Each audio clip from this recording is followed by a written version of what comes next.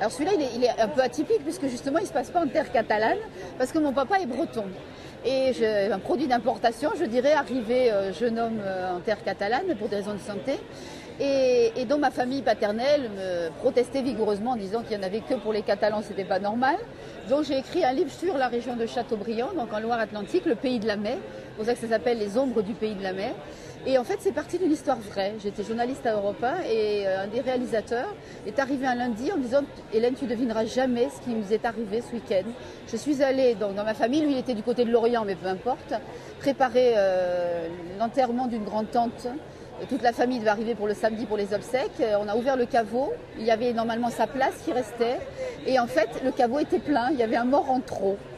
Et je suis partie de cette histoire vraie. Et donc, effectivement, après, moi, j'ai imaginé la quête d'abord pour retrouver qui était cette petite fille inconnue à l'arbre généalogique qui avait été mise dans ce caveau, sans doute par le père ou la mère naturelle, mais sans que la famille sache de qui il s'agissait. C'est des histoires de secrets de famille.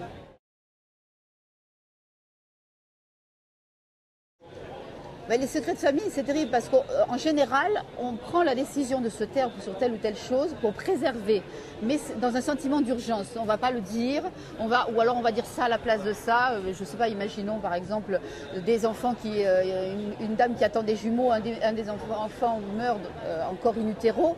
On ne va pas dire qu'il y en avait deux, on ne va pas charger. Et en fait, c'est une erreur fondamentale parce que ce qui paraît être la bonne idée sur le coup, pourrit tout après, de toute façon, parce que l'enfant dans le ventre, lui, il aura de toute façon le souvenir, je dirais, dans ses gènes, qu'il n'était pas tout seul, et il ne va pas comprendre pourquoi il ne se sent pas bien, etc. Et tout autour, ça entraîne des réactions en cascade, alors que si la vérité avait été dite, mais d'entrée, ça ne serait pas arrivé. Mais dans un premier temps, on a toujours l'impression que c'est une bonne idée, en disant, c'est pas la peine d'en parler, de remuer le couteau dans la plaie, etc. Et donc, c'est ce qui est intéressant, c'est que, vous savez, c'est comme un chirurgien, s'il tranche dans la plaie, il évacue tout le pus et ensuite ça peut guérir.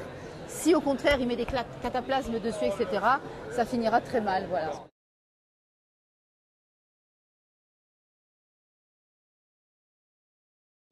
Déjà, on dit toujours les gens heureux n'ont pas d'histoire. Donc en général, ce qu'on écrit, c'est sur des moments de crise, justement, sur des choses qui ne vont pas bien, parce que c'est ce qui est le plus riche.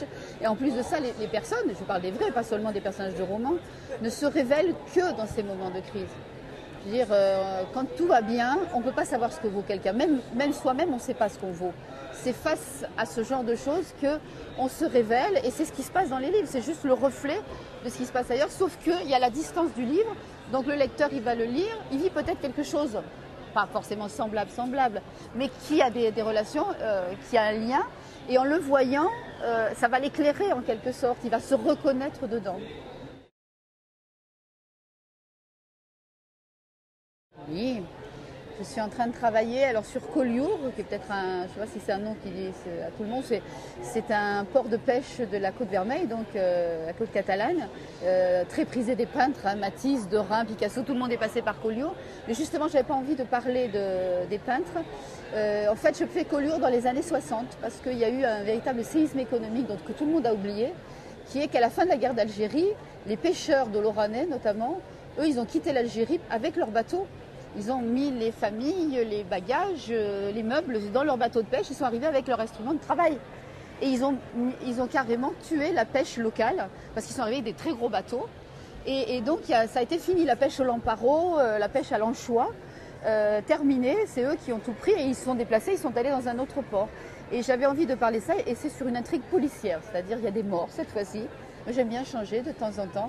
Et avec un personnage, c'est une anti-héroïne parfaite. C'est une vieille femme de ménage aigrie, mauvaise langue, etc. Ce qui fait que personne ne l'écoute parce qu'elle est toujours en train d'imaginer des tas de choses. Mais en fait, c'est la seule qui voit ce qui se passe.